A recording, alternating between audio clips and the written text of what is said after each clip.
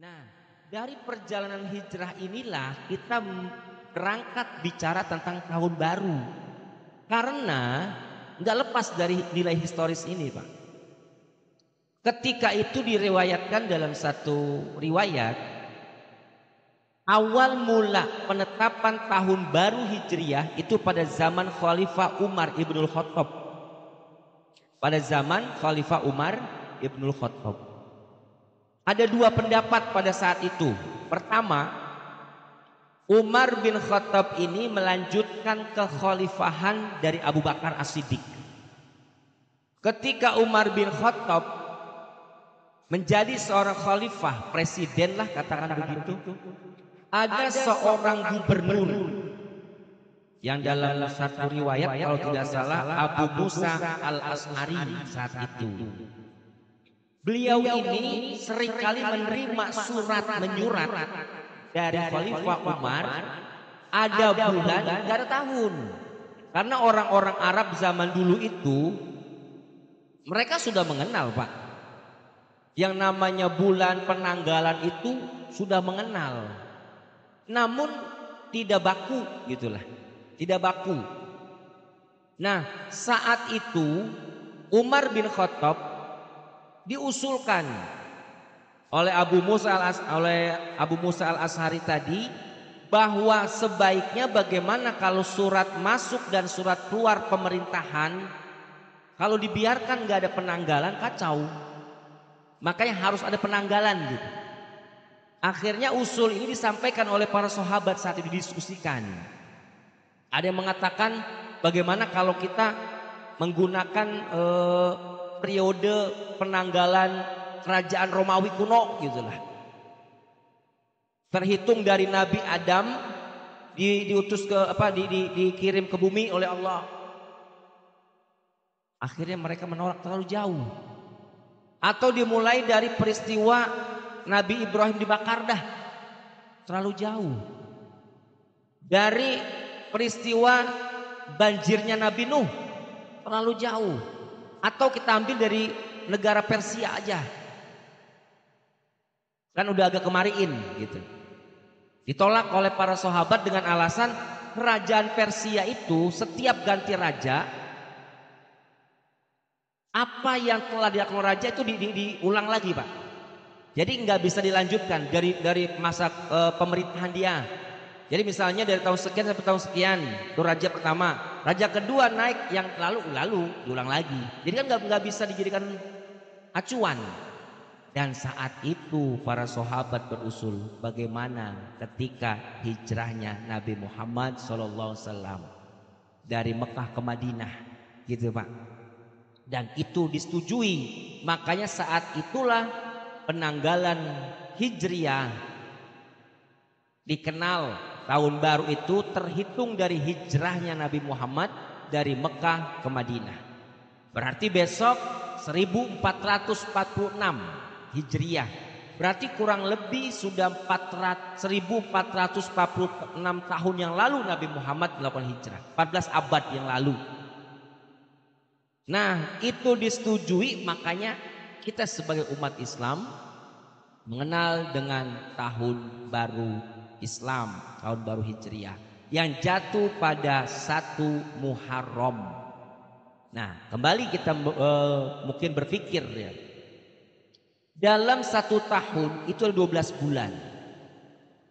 Ada Rabiul Awal, Rabiul Akhir, Jumadil Awal, Jumadil Akhir, Safar, Rajab, Sya'ban, Syawal, Zulqa'dah, Zulhijjah. Zulhijjah itu bulan ke-12 dalam Islam. Tapi kenapa Muharram yang dipilih gitu, sebagai bulan awal dari kalender Islam? Ternyata pendapat yang kuat mengatakan bulan Muharram itu sebelum Muharram itu Zulhijjah, Pak. Betul ya? Bulan 12 itu kan Zulhijjah. Sekarang nih Zulhijjah nih. Bulan orang-orang menunaikan ibadah haji, Pak. Kenapa diambil Muharram? Karena orang-orang ini tafsirannya, orang-orang yang melakukan ibadah haji ketika dia kembali menyelesaikan ibadah haji, bak bayi yang baru dilahirkan tidak punya noda dan dosa. Kalau yang haji mabrur dan makbul. Artinya jatuh di bulan Muharram dengan harapan di tahun baru itu nol lagi, kosong lagi, bersih lagi gitu. Makanya diharapkan di di tahun baru itu kita mulai lembaran baru, kan bahasanya gitu ya. Selalu kalau kita peringati acara tahun baru pasti begitu. Lembaran tahun lama yang banyak noda, dosa, kotoran, iri hati sebagainya tinggalkan, hapus. Dimulai tahun baru kita nol lagi, seperti kertas putih yang kosong. Nah, ini dikiaskan, ditafsirkan dengan perjalanan orang ibadah haji yang telah melaksanakan rukun dan syaratnya secara sempurna, kembali menunaikan ibadah haji, balasannya surga, artinya nggak punya dosa. Nah, makanya jatuh di bulan Muharram, karena habis Zulhijjah adalah Muharram. Begitu maksudnya.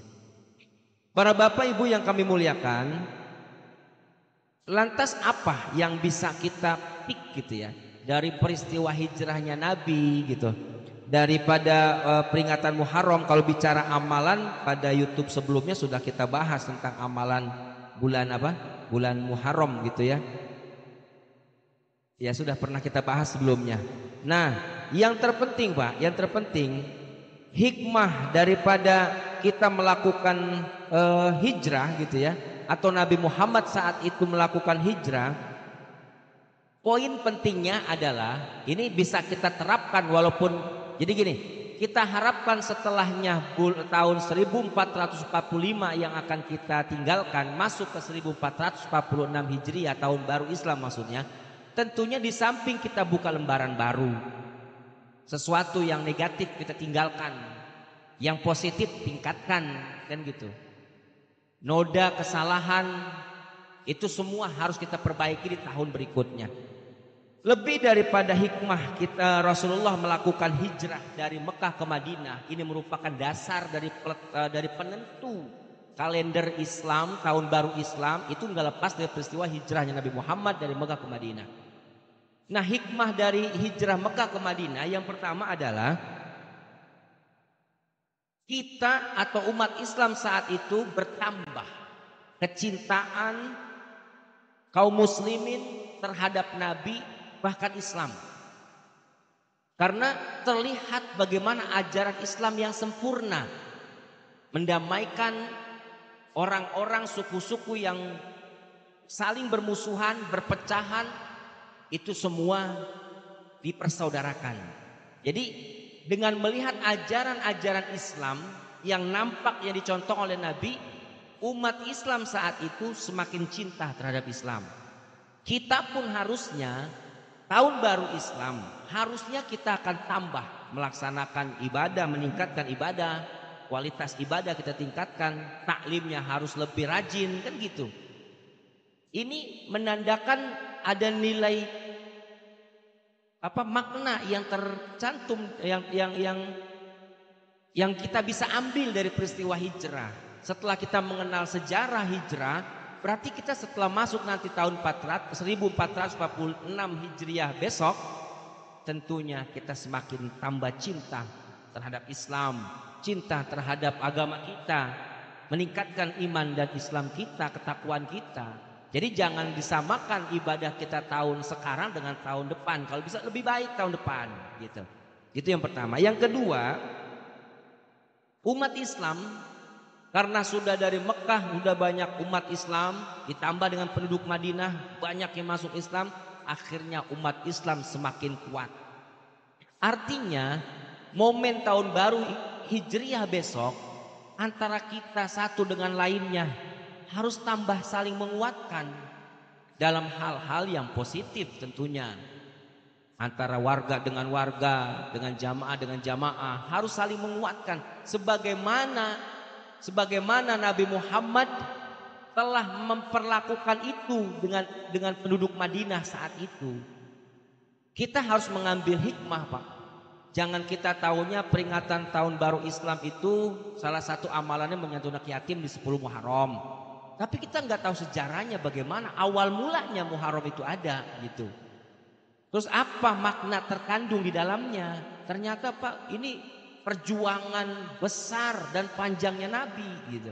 Jadi kalau kita nggak mengambil contoh beliau dalam memaknai tahun baru Islam, salah satunya kita sebagai seorang muslim dengan muslim lainnya saling menguatkan. Berarti apalah artinya peringatan tahun baru Islam gitu. Yang ketiga, di sini nampak kebatilan akan kalah dengan yang hak. Artinya kejayaan Islam, dakwah Nabi 10 tahun di Madinah membawa Islam luar biasa sampai mendunia gitu. Berawal dari Nabi Muhammad hijrah. Nah, disinilah kita bisa mengambil kesimpulan bahwa sepanjang selama apapun sebuah kezaliman pasti akan kalah. Sebuah kebatilan pasti akan kalah dengan yang hak. Yang penting istiqomah dan sabar sebagaimana Nabi dalam berdakwah luar biasa kesabarannya. Kemudian peristiwa hijrah ini adalah mula berawal dari penetapan tahun baru Islam. Itu hikmahnya. Yang ketiga, dakwah itu membutuhkan keadaan yang mendukung. Butuh dukungan. Dakwah itu Nabi Muhammad didukung oleh paman dan istrinya. Nabi Muhammad didukung oleh sahabat-sahabatnya. Kita pernah sampaikan sahabat Nabi 4 yang dikenal dengan Khulafaur Rasyidin memiliki karakter yang beragam. Satu, Abu Bakar As-Siddiq, orang tua yang bijaksana. Dalam dakwah memang harus ada orang yang bijaksana. Yang kedua, Umar Ibn Khattab, orang yang tegas, berani, yang membela Islam. Yang ketiga, Utsman, hartawan. Nih. Dan yang keempat, Ali, yang cerdas. Iya, ini lengkap ini Pak Safruddin, Abu Bakar, Pak Odi, Umar Ibn Khattab, Utsman nih Pak Eko, Masya Allah. Nah padi rayanya Ali. Pak Andi Cahya semuanya. Keempat-empatnya ya. Iya. Nah, jadi dalam dakwah memang demikian para Bapak Ibu sekalian. Dakwah tanpa dukungan dari umat Islam di sekelilingnya nggak akan berkembang. Kalau kita dakwah tanpa ada dukungan, ya, tanpa ada yang mendukung, tanpa ada yang mau berkorban, tidak akan berkembang. Di lingkungan juga sama. Dakwah itu harus membutuhkan, karena Nabi Muhammad salah satu dakwah beliau berhasil itu tadi dukungan dari Abu Thalib pamannya, Khadijah istrinya, didukung oleh sahabat-sahabatnya. Di dalam peperangan ada Hamzah pamannya yang dikenal dengan Asadullah, yang namanya singanya Allah, macannya Allah. Artinya memang harus ada seperti itu. Kalau memang tidak ada, ya dakwah akan tidak berjalan gitu. Para Bapak Ibu yang kami muliakan, barangkali itu saja kajian kita malam hari tentang memaknai dari peristiwa hijrahnya Nabi, karena ini merupakan satu titik awal penentu kalender Islam. Jangan sampai kita ini tidak tahu sebagai orang Islam kenapa atau dari mana awalnya sih penanggalan hijriyah itu gitu. Maka dari itu kita sebagai orang Islam minimal tahu bahwa penanggalan kalender Islam berawal dari hijrahnya Nabi Muhammad dari Mekah ke Madinah. Dan dalam perjalanan hijrah itu luar biasa Nabi Muhammad dakwah di Mekah selama 13 tahun, 10 tahun di Madinah, luar biasa. Dan ternyata buahnya Islam mendunia sampai kepada kita semua. Kalau saja Nabi Muhammad saat itu bertahan di Mekah, ya mungkin nggak akan seperti ini. Memang semua sudah kehendak Allah, memang sudah menjadi perjalanan hidupnya Rasulullah yang sudah Allah kehendaki. Makanya Allah turunkan perintah untuk hijrah. Karena setelah hijrah ada perubahan yang signifikan, sehingga umat Islam di Madinah semakin berkembang. Kembali lagi Nabi Muhammad ke Mekah semakin berkembang. Akhirnya sampai sekarang ini. Untuk itu ini sebuah sejarah yang barangkali singkat ya Pak. Kalau kita bicara ini mungkin nilai sejarah ini nggak bisa kelar semalaman. Tapi setidaknya gambaran-gambaran penting sebab-sebab hijrahnya Nabi kita tahu bahwa berawal dari perintah dari Allah. Sebelum perintah Allah, Nabi Muhammad mengalami tahun kesedihan karena meninggal paman dan istrinya. Kemudian ada namanya penindasan, intimidasi, penolakan terhadap orang kafir selama Nabi Muhammad di Mekah saat itu. Nah kemudian Nabi Muhammad juga didatangi dari penduduk Madinah yang dikenal dengan Bai'atul Aqobah pertama dan Bai'atul Aqobah kedua. Perjanjian yang dilakukan Nabi dengan penduduk Madinah itu di Bukit Aqobah. Para bapak, itu saja barangkali bisa kami sampaikan. Kurang lebih mohon maaf apabila ada kekurangan.